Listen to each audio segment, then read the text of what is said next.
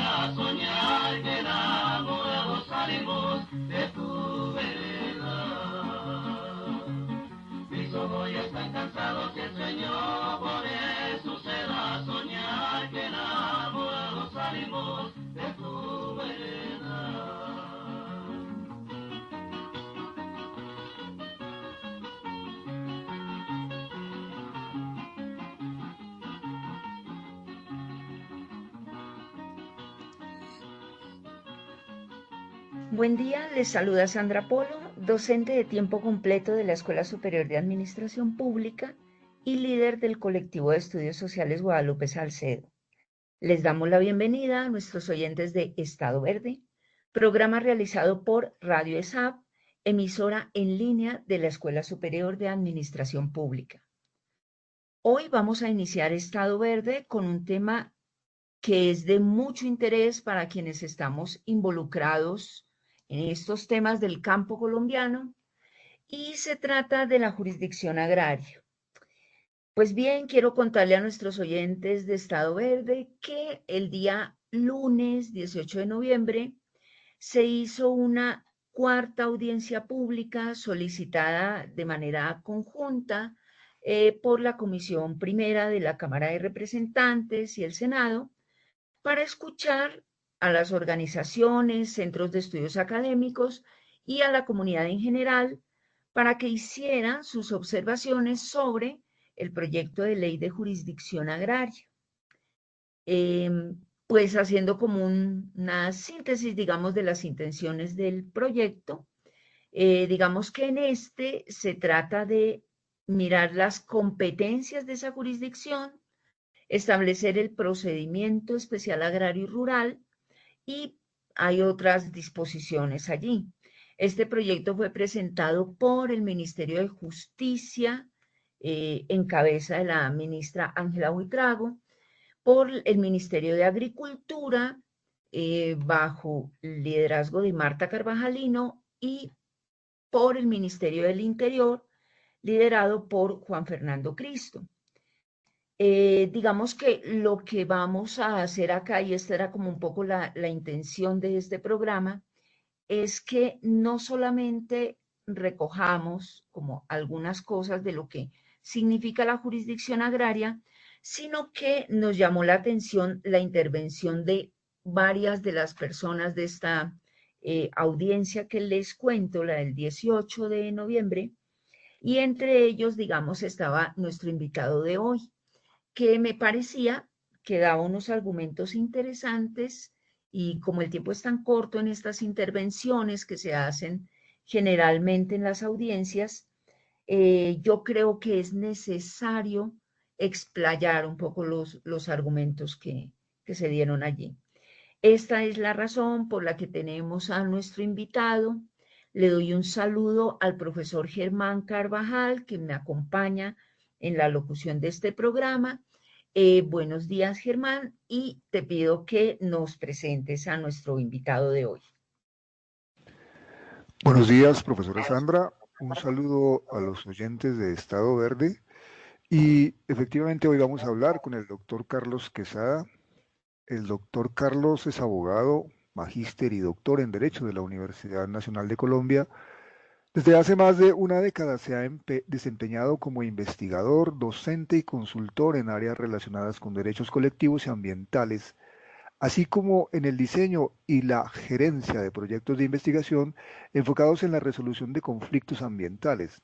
Dentro de su experiencia destaca el acompañamiento jurídico de organizaciones campesinas en territorios rurales y su trabajo en el Grupo de Investigación en Derechos Colectivos y Ambientales de la Universidad Nacional. Actualmente tiene intereses de investigación en el uso de tecnologías de la información como herramienta para solucionar conflictos ambientales y en el análisis de las transformaciones dogmáticas del derecho de propiedad territorial en el siglo XXI. En De Justicia dirige la línea de investigación en tierras y campesinado. Buenos días, doctor Carlos. Un saludo para nuestros oyentes, por favor. Hola, buenos días Germán, buenos días Sandra y buenos días a todos y todas las oyentes de este programa, especialmente un saludo a toda la comunidad académica de la Escuela Superior de Administración Pública. Estoy muy contento de estar aquí con ustedes y agradecido con esta oportunidad de compartir algunas reflexiones en torno a la jurisdicción agraria. Bueno, muy bien. Agradezco al doctor Carlos su disposición para compartir muchas de estas inquietudes que genera, digamos, este proyecto de ley. Quisiera comenzar comentándole a nuestros oyentes que el proyecto es presentado con un mensaje de urgencia por parte del gobierno y que, pues, obviamente, y también se trata un poco de hacer la labor pedagógica de explicar qué significa exactamente el mensaje de urgencia y digamos que es importante entender que esta es una herramienta legal que le permite, digamos, al Ejecutivo solicitarle al Congreso de la República acelerar la discusión y aprobación de un proyecto de ley porque se considera prioritario para el desarrollo del país y está obviamente dentro del marco de la Constitución Política de Colombia en el artículo 163, donde el presidente tiene esta facultad, digamos, de solicitar el trámite de urgencia, porque esto significa de alguna manera que su discusión debe tener mayor celeridad. Y en este sentido, lo que resulta, digamos, tocado aquí es como el trámite. De hecho, lo que se hace es que se reúnen de manera conjunta las comisiones primeras de Cámara y Senado, en este caso particular de la jurisdicción agraria, para discutir el proyecto conjuntamente en lugar de hacerlo de manera separada como se hace, digamos, en el trámite regular, para acelerar justamente la aprobación y una vez las comisiones lo aprueban, el proyecto debe pasar dos debates restantes, uno en la plenaria de Cámara y otro en la plenaria del Senado, teniendo en cuenta que debe estar o debe tener prelación en la agenda de las discusiones del Congreso. Y entonces, claro, pues una de las primeras inquietudes viene por la celeridad del proyecto. Esta celeridad conduce mi primera pregunta, la que le quiero hacer a Carlos, y es, ¿por qué es tan importante para el caso del campo colombiano poner este proyecto de jurisdicción agraria? ¿Cuál es realmente su relevancia?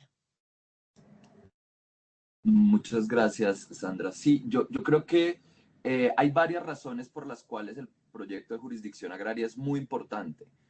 Y uno podría como clasificar. Uno diría, la primera tiene que ver con que esta es una deuda histórica para con el campesinado. Desde principios del siglo XX, el derecho ha tenido un papel muy importante en la gestión de los conflictos por la tierra. Los conflictos por la tierra no nacen en el siglo XX y uno puede encontrar que conflictos por la tierra prácticamente hay desde la invasión europea a América, pero en el siglo XX el papel del derecho y el papel de las cortes se vuelve muy importante en esa disputa por la tierra.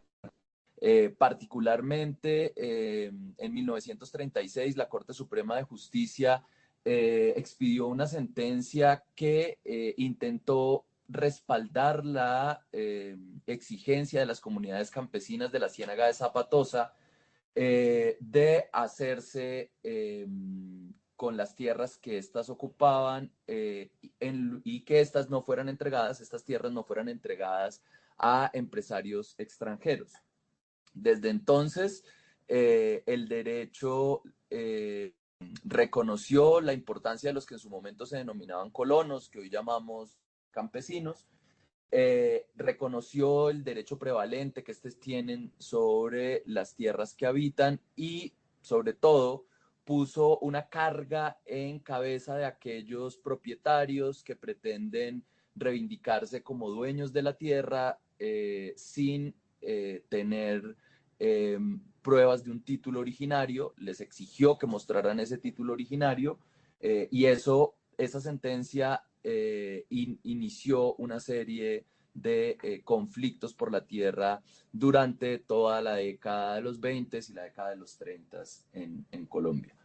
Ese conflicto que se origina por la sentencia de la Corte Suprema de Justicia que le exige a quienes se pretendían reputar propietarios que mostraran las pruebas de serlo efectivamente, pues inicia conflictos en todo el país. El caso original que da lugar es en la Ciénaga de Zapatosa, que da lugar al fallo judicial, pero posteriormente, con base en esta decisión, campesinos del Sumapaz, campesinos del Tolima, que estaban en disputas por la propiedad de las tierras que habían sido entregadas a hacendados del café.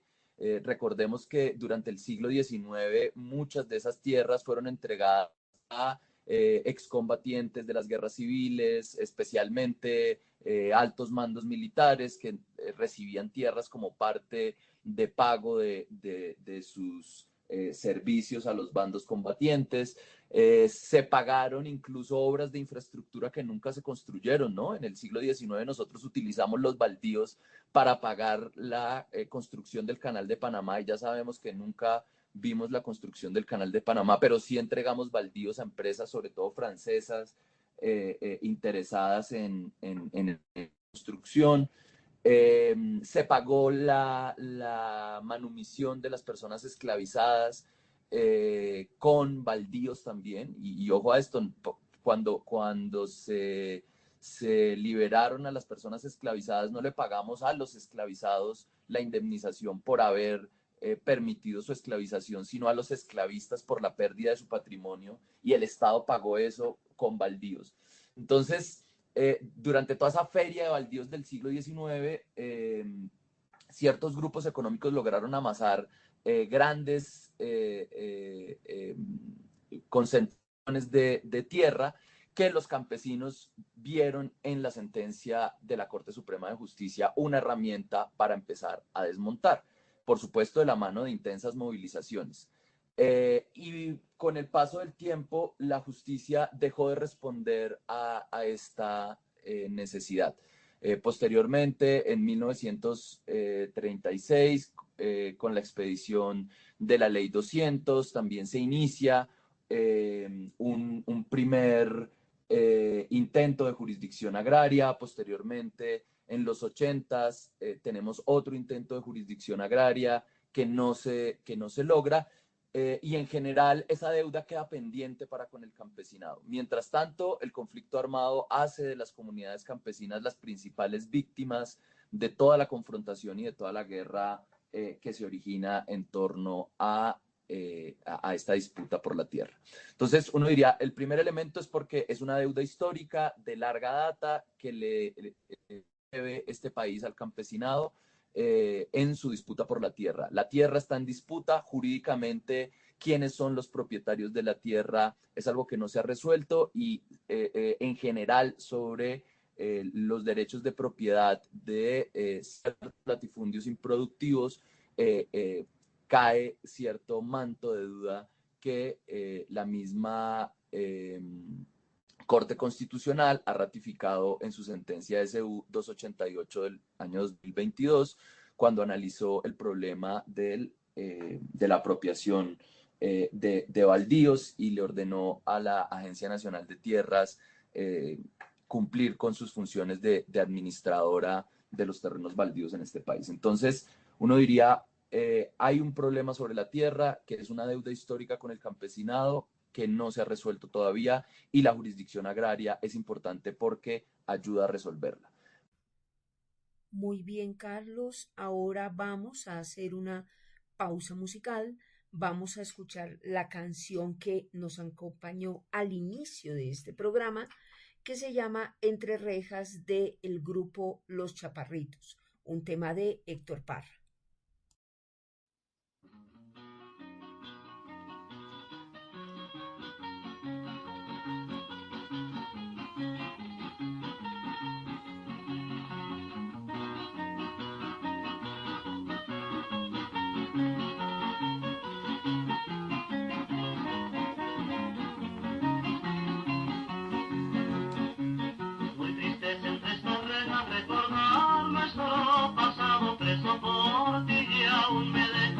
Triste y olvidado, noches negras que han llorado junto conmigo en la selva, ahora no estás a mi lado, me siento morir sin verla. Mis ojos ya están cansados y el sueño por eso será soñar que enamorados salimos de tu vereda. Mis ojos ya están cansados y el sueño por eso será soñar que enamorados salimos de tu vereda.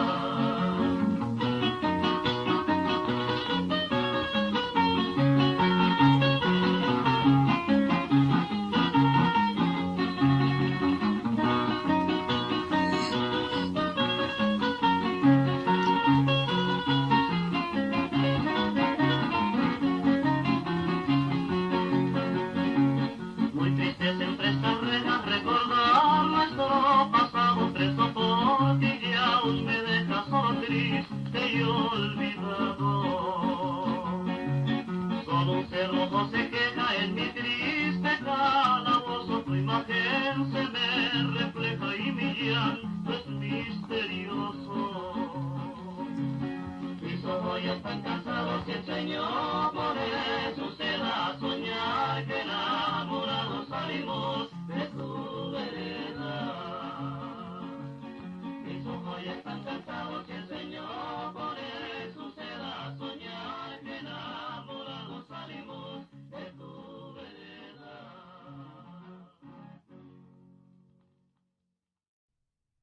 Regresamos después de esta pausa musical. Vamos a continuar hablando con Carlos, quien nos cuenta sobre la relevancia de esta jurisdicción. Yo quisiera preguntarte, ¿qué otras razones justificarían la necesidad de esta jurisdicción?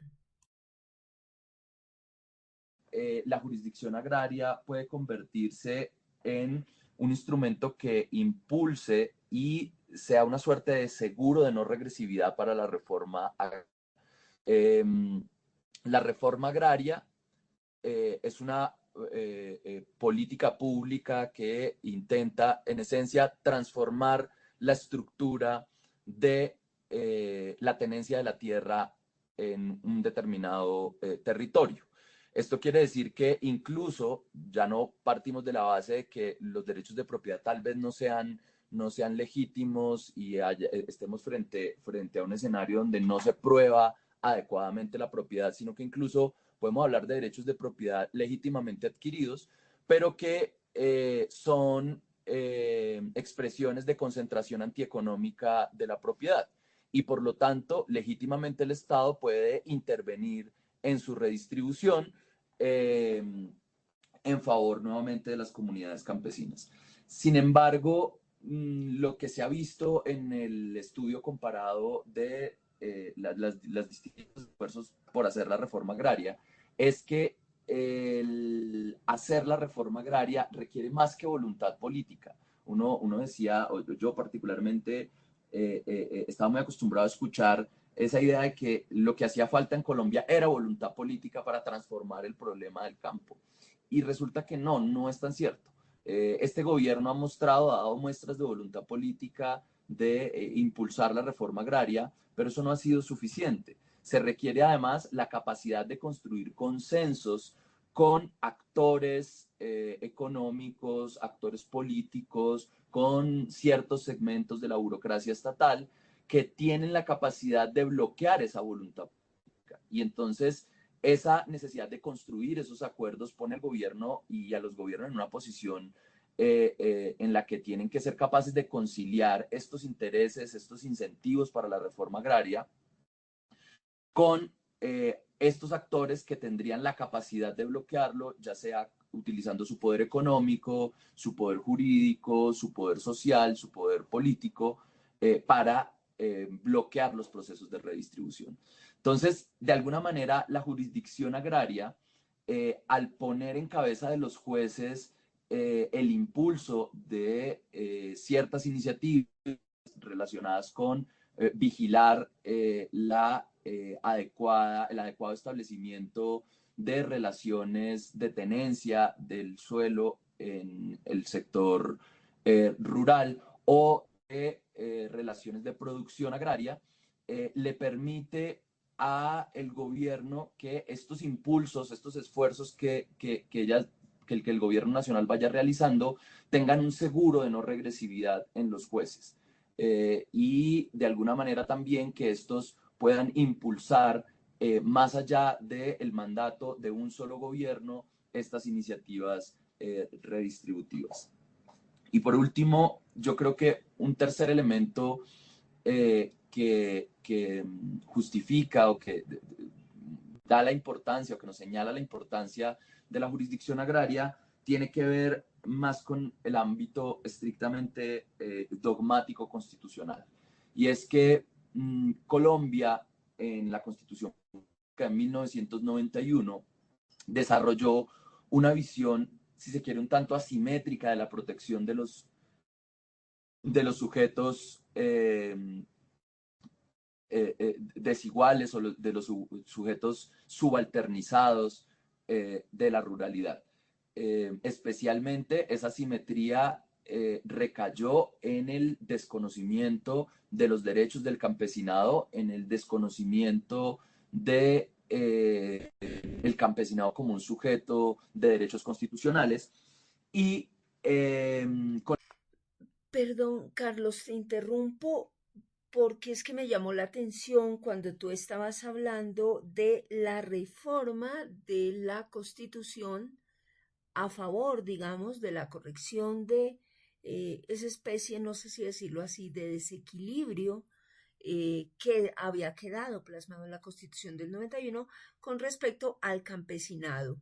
Y ahí hay, digamos, un proceso que sería importante que nos aclararas, y es el que refiere a la reforma constitucional que se hizo el año pasado, que modificó el artículo 64 de la Constitución. ¿Podríamos como enfatizar en qué consiste esa innovación, digámoslo así, de la Constitución? La reforma constitucional del año pasado, que modificó el artículo 64, se reconstituyó un poco ese marco constitucional de protección de los sujetos rurales en Colombia. Entonces, yo creo que esa reconstitución da la oportunidad para repensar lo que uno podría llamar la constitución agraria colombiana. Se ha hablado de que en Colombia tenemos una constitución económica, se ha hablado de que tenemos una constitución ecológica, pero creo que hace falta pensar cuáles son esos mandatos constitucionales que rigen las relaciones de producción agrarias, y creo que subconjunto de principios que persigue la igualdad material de los históricamente discriminados, que incorpora mandatos redistributivos, que reconoce la tierra como un factor de producción. Y por último, creo que esa constitución agraria tiene que decantar lo que uno llama la Constitución Ecológica, o lo que la Corte Constitucional ha llamado la Constitución Ecológica, y que tiene que ver con los mandatos de justicia ambiental, de sostenibilidad ambiental, y creo que los jueces agrarios van a tener la posibilidad de defender la Constitución Económica, defender la autonomía privada de la voluntad, armonizar esa defensa de la autonomía privada de la voluntad con los mandatos redistributivos y de justicia social, y todo eso articularlo también con los mandatos de protección ambiental y con las demandas de justicia ambiental que tienen en este momento la sociedad y que son reconocidas por nuestra Constitución. Esos creo yo que son los tres elementos que hacen que sea muy importante la jurisdicción agraria. Es una deuda histórica con el campesinado, es una oportunidad de avance, de consolidación de la reforma agraria y de no regresividad de esta, y es una oportunidad para el desarrollo de la constitución agraria en este país.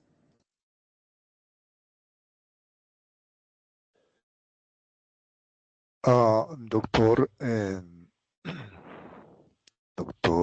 disculpe un segundo, doctor Carlos Quesada, eh, usted acaba de hacernos una contextualización bastante detallada acerca de la jurisdicción agraria como un instrumento que puede permitir la redistribución equitativa y justa de la tierra rural en Colombia. Sin embargo, usted mismo pone unos elementos que pues sería menester examinar con algún detalle más, me parece a mí, como por ejemplo el hecho de que este Estado, bueno, la jurisdicción agraria es un instrumento que tiene un presupuesto. Y el presupuesto es que el Estado es efectivamente una estructura neutra en relación con los conflictos de propiedad, de clase, de gremio que se suscitan en la sociedad civil. Pero justamente, como usted lo señala, en la historia de Colombia desde el siglo XIX, el Estado es una construcción hecha a la medida de la oligarquía terrateniente. En ese orden de ideas, por supuesto, y eso ha sido demostrado a lo largo de este gobierno, que esta oligarquía tiene incluso incidencia en las altas cortes, que incluso se bloqueó la aprobación de ciertos artículos del plan de desarrollo en relación con la capacidad de la Agencia Nacional de Tierras de expropiar. En ese orden de ideas, ¿qué garantiza o qué garantías hay de que la jurisdicción agraria no va a quedar a merced del gran poder de la oligarquía que prácticamente ha construido el Estado a su medida? Esa creo que me parece una pregunta que es pertinente debido a lo que usted nos acaba de decir, y pues me gustaría que tal vez ahondara un poco más en ello.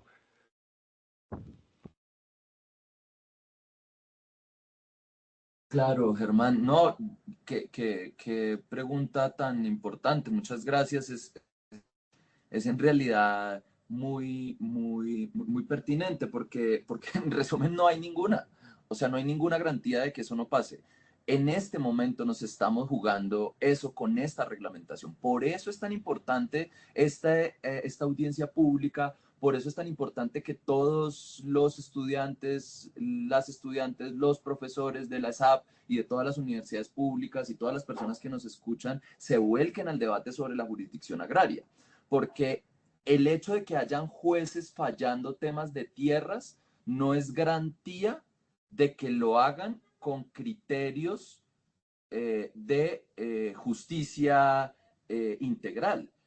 Eh, y solamente le voy a poner un ejemplo. Una amiga muy querida mía, Diana Isabel Guisa, junto con otro investigador, Santiago Hernández, acaban de publicaron este año un artículo que se llama Reforma Agraria por Vía Judicial. Es una pregunta, jueces locales y reforma agraria en Colombia. Y hacen un análisis maravilloso de todos los procesos de mm, de usucapión, de prescripción adquisitiva de dominio. Recordemos que la usucapión es un modo de adquirir el dominio que le permite, es decir, la propiedad de la tierra, que le permite a una persona que por haberla habitado por determinado tiempo, luego pueda ir ante un juez y reclamar que el juez lo declare propietario de ese bien. ¿Cuál es el problema? Que no todos los bienes se pueden usucapir, no todos los bienes se pueden prescribir. Hay ciertos bienes que están por fuera del comercio, que no son propiedad privada, que por lo tanto no se pueden usucapir. Solamente se pueden usucapir aquellos bienes que son propiedad privada. Para poner un ejemplo, por el hecho de yo irme a vivir años a la Plaza de Bolívar, eso no me permite que en ningún momento yo le pida a un juez de la República que me titule la Plaza de Bolívar, porque ya por el paso del tiempo esa plaza ahora es mía. Eso no puede pasar porque esa plaza está por fuera del comercio, porque no es propiedad privada. Con los baldíos pasa algo parecido. Los baldíos de la nación, ¿qué son los baldíos? Son las áreas que no han tenido otro dueño antes y que por lo tanto, de alguna manera, se reputa que el Estado es el dueño de esas áreas no apropiadas antes. Entonces, el problema en este país es que muchos jueces han decidido sobre baldíos,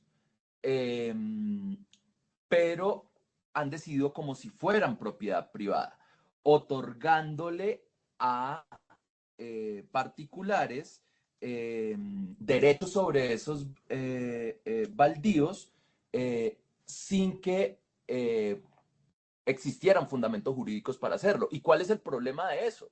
El problema de eso es que de alguna manera, cuando yo entrego esa propiedad a los particulares, estoy evitando que el Estado cumpla con la función que tienen los baldíos. ¿Y cuál es la función de los baldíos? Esos terrenos que no han sido entregados a nadie, que sean entregados a los campesinos.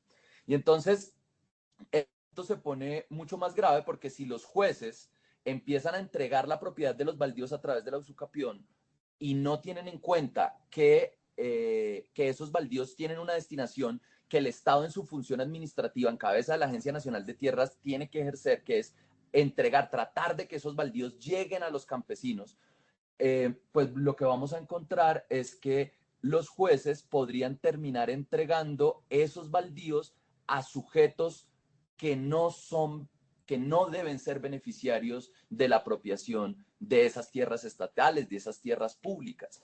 ¿Y qué es lo que encontraron estos colegas en su investigación?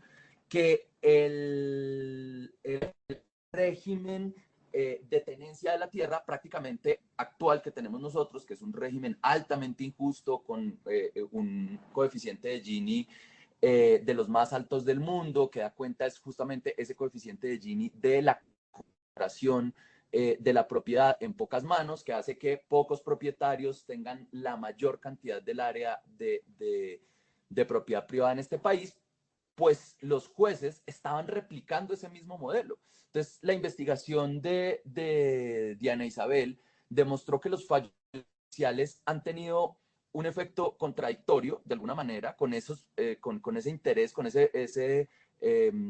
disposición, ese objetivo constitucional de entregar los baldíos a los campesinos, y que de un total de 260.000 hectáreas baldías que fueron prescritas por estos jueces civiles entre 1991 y 2020, el 58% de esa área se concentró únicamente en el 1%, en el 1,6% de los predios.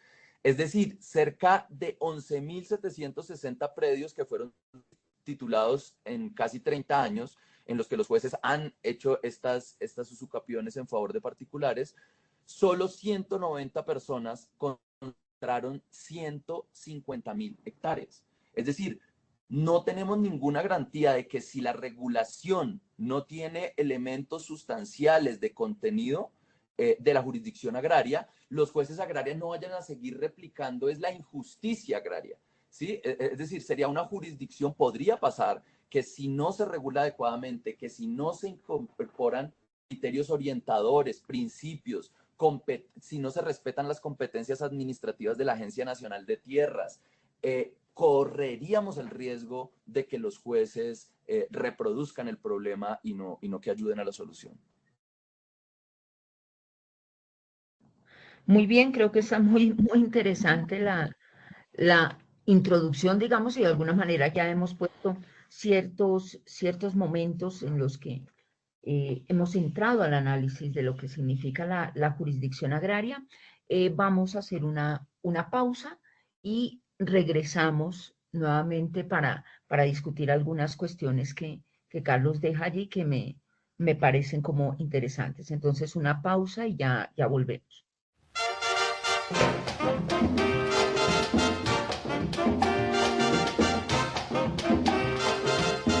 Cuando la reforma agraria llegue a dar sus dividendos, oye, la gente se irá poniendo como bate de majagua.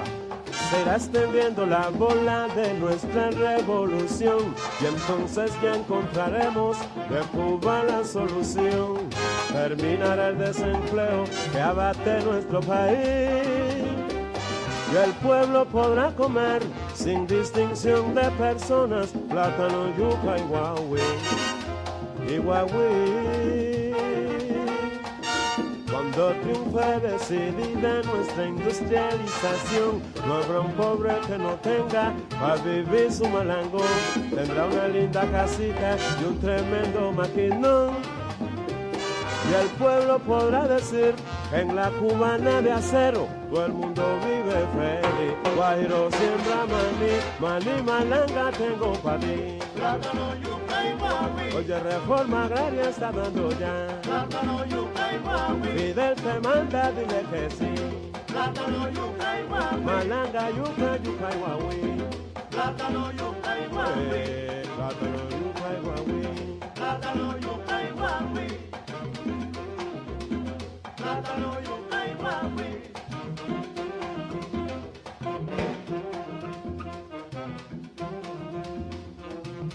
¡Viva la niña bonita de nuestra revolución!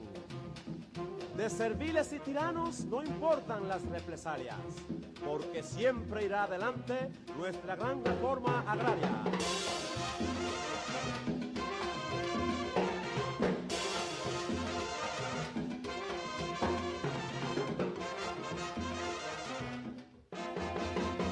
Plátano, yuca y guagüí. Malanga, mira, dime que sí. Plátano, yuca y guagüí. Guajira, mira, siembra. Muy bien, regresamos después de nuestra pausa musical y creo que Germán puso una discusión y Carlos, digamos, comentando, sugirió algunas cosas que son importantes de entender en esta discusión de qué significa poner eh, una reglamentación específica, una forma, digamos, de hacer realidad la jurisdicción agraria. Y creo que hay un punto que me pareció muy llamativo, porque de alguna manera se hablaba de la vulnerabilidad, por decirlo de alguna manera, de seguir la línea que ha tenido tradicionalmente esta forma de obrar por parte del Estado a través de la legislación en materia agraria, que lo único que ha producido, digamos, a lo largo de los años, y se puede recoger con datos como lo expresaba Carlos en su intervención, el índice Gini habla muy claro, la investigación de Diana Huiza dice otro tanto sobre cómo es tan fácil, digámoslo así, acaparar y concentrar la propiedad a partir justamente de la legislación existente y de las formas jurídicas que de alguna manera acompañan, digamos, la posibilidad de viabilizar también la aplicación de la ley. Y entonces, claro, la jurisdicción agraria parece entenderse como una intención que trata de desmarcar esas tendencias históricas. Y dentro de eso estaban como los principios, digamos, que rigen la jurisdicción agraria para evitar justamente eso. O sea, para evitar esa intervención sesgada por parte de los jueces, en este caso, pues contenciosos o, perdón, jueces promiscuos, etcétera, etcétera, que podrían de alguna manera, pues obviamente, y lo han hecho hasta ahora, generar más concentración e inequidad todavía en la forma como se distribuyen los bienes en el mundo rural. Y un poco quisiera, Carlos, que remarcaras como esos elementos, algunos de principio, por supuesto, de principios que orientan la jurisdicción agraria, que tratan de desmarcarse justamente, que tratan de poner esas prevenciones y qué tan eficaz, digamos, podría ser esa intención de coger una jurisdicción agraria y habida cuenta de que se conocen estas inquietudes, hay unos principios, digamos, de la jurisdicción agraria y unas competencias también que podrían ayudar a salvaguardar, digamos, estos problemas estructurales que ha tenido el funcionamiento de la justicia en rural. Vale, Sandra, muchas gracias. Lo que creo es que, digamos, en este momento hay un debate muy intenso sobre cuáles son esos rasgos esenciales que debe tener la jurisdicción agraria y creo que hay como una suerte de polaridad, ¿no? En el debate. Y en esa polaridad, por supuesto, hay un montón de posiciones intermedias, de tercerías que son posibles en esa polaridad. ¿Cuál es la polaridad? Una primera posición, un poco que quiere una jurisdicción agraria eh, que no sea agraria, que sea solamente rural.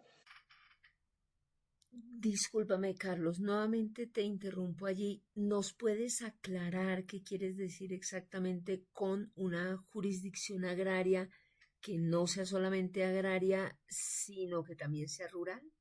¿Eso qué quiere decir? Que sea una jurisdicción que únicamente tenga competencia para dirimir problemas relacionados estrictamente con el derecho de dominio, que es la manera en la que el Código Civil llama al derecho de propiedad sobre las tierras rurales. Pero las relaciones de producción agraria no deben ser tocadas o no deben ser intervenidas por los jueces.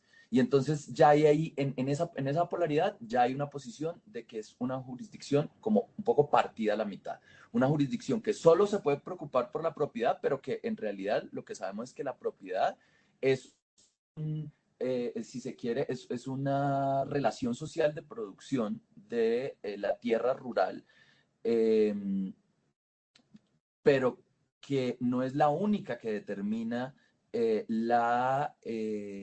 si se quiere, estructura del goce de los derechos en el territorio. También hay unas relaciones productivas que deben ser incorporadas dentro de la jurisdicción o que deben ser incorporadas como un criterio para determinar la eficacia de los derechos de los campesinos, la eficacia de los derechos de las comunidades indígenas y que si se excluye va a limitar la acción de los jueces, porque ya estaríamos hablando de que no son jueces agrarios y rurales, es decir, de las relaciones de producción agrarias y de una relación social muy importante también, que es la de la propiedad de la tierra, pero que excede esa relación de propiedad y que incorpora, por ejemplo, contratos agrarios, que incorpora toda la producción, todo el proceso de producción vinculado a esas tierras sobre las que se está dirimiendo las disputas de propiedad. Por el otro lado, por supuesto, el otro lado de la polaridad, lo que propone un tanto es una visión como mucho más integradora, pero que incluso alcance por regla general todas las relaciones de producción agraria. Y eso, han dicho algunos gremios, también puede tener problemas. Y yo creo que en eso puede haber razón. O sea, yo creo que ahí es importante en esa polaridad empezar a buscar una suerte de tercería. Y yo creo que puede estar relacionada con encontrar una regulación que le permita a los jueces no solamente ser jueces rurales, no solamente ser jueces de tierras rurales, sino ser jueces de relaciones de producción agraria también, eh, pero mediante una demostración del vínculo, de los efectos de ese litigio que verse sobre relaciones de producción agrarias con el derecho de propiedad de la tierra. Es decir, que se demuestre en el vínculo del argumento del demandante que cuando se afecta o cuando se decide sobre esa relación de producción agraria, sobre el uso de la tierra, por ejemplo, o sobre relaciones de producción, sobre disputas en la producción, pero que pueden como impacto la pérdida del derecho de dominio o que pueden tener como impacto la pérdida del goce de los derechos de una comunidad campesina que deriva su sustento de ese territorio. En esa situación, el juez agrario tenga la posibilidad de llamar a su conocimiento esa controversia. Entonces, uno diría, el primer tema tiene que ver con ese fuero de atracción de las relaciones de producción agrícola y no solamente de las relaciones de producción rural. Uno diría, hay dos grandes puntos en esa polaridad. Por un lado, quienes promueven la idea de que la jurisdicción se reglamente con un divorcio total entre las dos, y quienes ven un poco una visión integradora de manera un poco más absoluta. Y en esa polaridad creo que el país necesita que el Congreso de la República encuentre una tercería, y a mí me parece que esa puede ser una alternativa, buscar ese fuero, buscar una redacción que proponga ese fuero de atracción, eh, pero, pero limitado a escenarios donde las comunidades sujetas de especial protección constitucional puedan perder el acceso a sus sistemas de tenencia de la tierra. El segundo elemento que yo creo que diferencia distintas posiciones que hay en debate en este momento tiene que ver con la necesidad de que se conserven o no las competencias administrativas en los procedimientos especiales agrarios. Y ahí hay una discusión importante, y es cuál es el alcance que debe tener el papel de la administración de este gobierno o de los gobiernos siguientes en la gestión de algunos procedimientos agrarios que son de especial importancia, sobre todo para la dotación de tierras del Fondo de Tierras, que es el espacio, si se quiere, jurídico, es la institución jurídica que permite recopilar las tierras que van a ser posteriormente distribuidas a los campesinos y en general a los sujetos de la reforma agraria. Entonces, por un lado, uno ahí lo que ve es una posición que restringe absolutamente esa capacidad administrativa, que cree que esa restricción debe hacer que los jueces agrarios sean los que tomen las decisiones de fondo, y que únicamente la capacidad administrativa sea una capacidad como de sustanciación en el marco del procedimiento único del decreto 902 del 2017, y que la decisión de fondo siempre tiene que ser tomada por jueces. Y un poco en la polaridad opuesta, lo que se dice es no,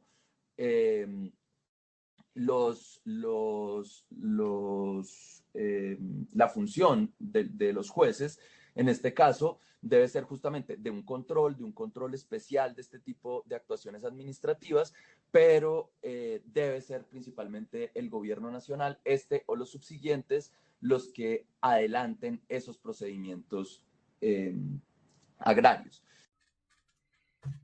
¿Tú crees que en ese intermedio, digamos, puede haber como una especie de solución que se ponga en la mitad de las partes? Yo creo nuevamente ahí que el reto, la discusión que tenemos que dar desde la academia, a lo que le deberíamos apuntar entre los grupos de investigación, entre las distintas universidades públicas que estamos interesados en estos, es a encontrar una tercería que permita una solución razonable. Yo creo que no es necesario que ni todos los procedimientos agrarios estén en virtud, en competencia de los jueces, ni creo que sea necesario, ni creo que sea bueno, además, que todos estén en competencia de los jueces, ni creo que sea necesario o imprescindible que todos estén en cabeza de la Agencia Nacional de Tierras o de la entidad que la reemplace. Yo creo que de alguna manera uno lo que puede encontrar es que hay ciertos de estos procedimientos, por ejemplo, aquellos que están relacionados con la recuperación de los baldíos. Acuérdense, esta pelea por los baldíos lleva más de un siglo y parte de la función que tiene el gobierno nacional es administrar esas tierras que le pertenecen al Estado y cuyo propósito es que sean entregados a los sujetos de la reforma agraria. Y creo que hay otras que tienen que ver, como ya lo señalaba Germán en su momento, por ejemplo, con la posibilidad de que se intervengan derechos de propiedad ya consolidados. Yo creo que esas tal vez tenga sentido y le dé cierta tranquilidad a grupos de poder con los que uno puede tener diferencias o coincidencias, pero lo que es cierto es que son grupos de poder que podrían obstaculizar y que podrían limitar la reforma agraria y con los que hay que, creo yo, llegar a acuerdos porque son grupos de poder con una representación muy fuerte en el Congreso de la República para encontrar esa tercería. Y ahí es un poco donde la opinión pública también debe señalarle a estos grupos de presión y al Congreso de la República que de alguna forma se entienden sus preocupaciones, pero también señalar que deben haber ajustes, porque no tiene sentido hacer una jurisdicción agraria para que nada cambie. Tiene que haber al menos la posibilidad de que el Estado recupere los baldíos de la nación y los recupere mediante procedimientos administrativos y tiene algún sentido que aquellos derechos de propiedad que sí están claramente consolidados en aras de garantizar la protección de la constitución económica, pues también tengan una suerte de restricción o de reserva de competencia judicial. Y la última polaridad, ¿cómo, en qué condiciones? Creo que eso es algo que tenemos que discutir y por eso programas como este son tan importantes para invitar a la comunidad académica a esta reflexión. Y también escuchamos en el debate plantear algo de los principios de la jurisdicción agraria. ¿Tú nos podrías explicar a qué se refiere esta discusión de los principios? ¿qué son los principios? Los principios, jurídicamente hablando, son un tipo de normas que básicamente que hay que hacer, que no son unas normas de sí o no, de que se cumplen o no se cumplen, sino que tratan de orientar criterios de decisión para que en la complejidad de los casos del día a día que se van a encontrar los jueces, estos tengan una orientación, si se quiere, un poco moral juridizada, o sea, es una orientación moral un poco que se le da a los jueces, pero que se incluye dentro del sistema de reglas constitucionales y que en ese sentido se vuelve obligatorio y el problema es que como tiene una textura abierta, suele entrar en colisión con otros principios. Entonces yo he visto algunas posiciones incluso defendidas por algunos jueces de la República que yo no entiendo, y es que dicen que la jurisdicción agraria no debería tener principios porque los principios tienen textura abierta e incluso eso puede llevar a contradicciones en los principios,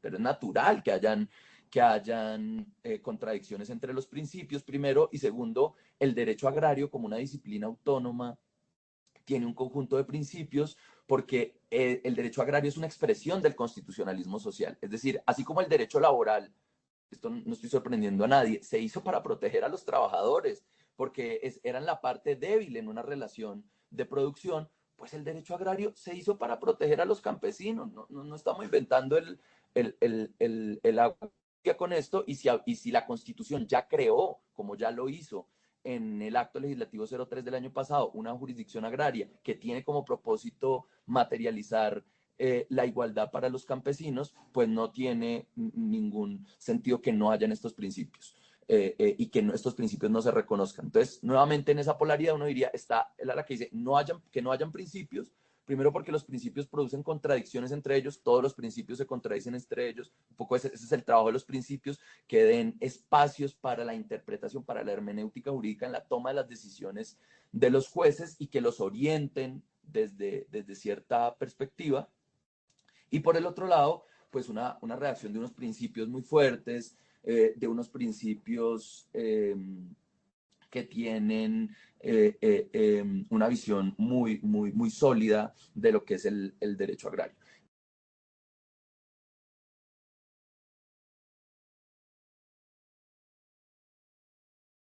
Nos toca despedir el programa, pero quedamos pendientes de su presencia nuevamente para continuar discutiendo estos temas bastante importantes en relación con la estructura de la jurisdicción agraria. Doctor Carlos, muchas gracias. Tenemos que cerrar abruptamente, desgraciadamente. Agradecemos a nuestros oyentes de Estado Verde. Los invitamos a visitar la página de la SAP en el link Radio de SAP, donde podrán escuchar este y otros programas de Estado Verde. Pueden enviar sus inquietudes y sugerencias a salcedounda@gmail.com. Que tengan feliz día.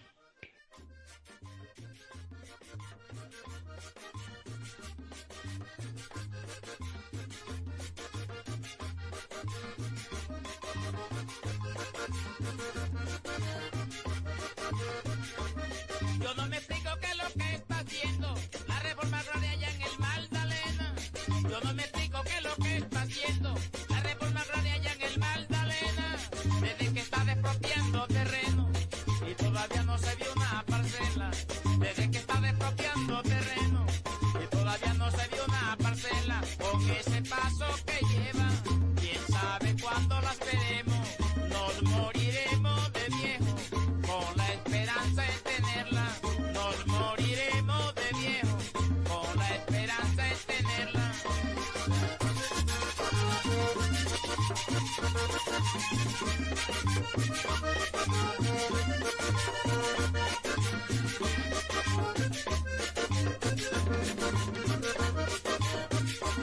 Lo digo así porque nadie ha visto que la Incor haya dado una parcela. Lo digo así porque nadie ha visto que la Incor haya dado una parcela. Lo que se ven son carros nuevecitos, para los empleados pasear pa' donde quieran.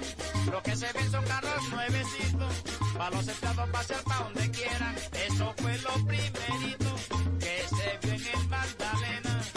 Eso fue lo primerito que se vio en el Magdalena. ¡Oiga!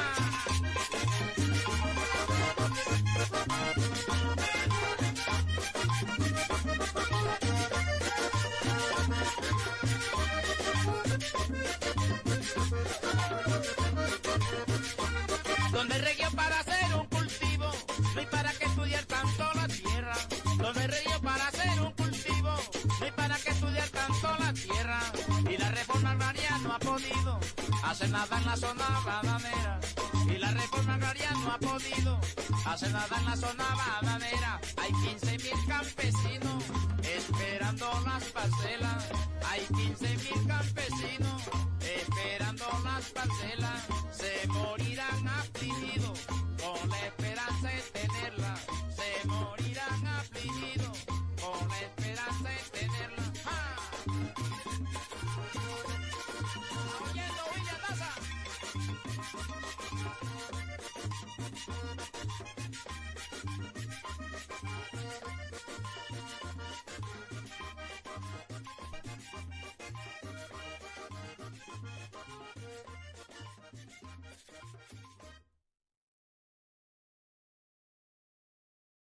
Estás escuchando Estado Verde, un programa de análisis de la capacidad institucional estatal en temas de la política agraria. Conduce Colectivo de Estudios Sociales Guadalupe Salcedo, Subdirección Nacional de Investigación en la Escuela Superior de Administración Pública.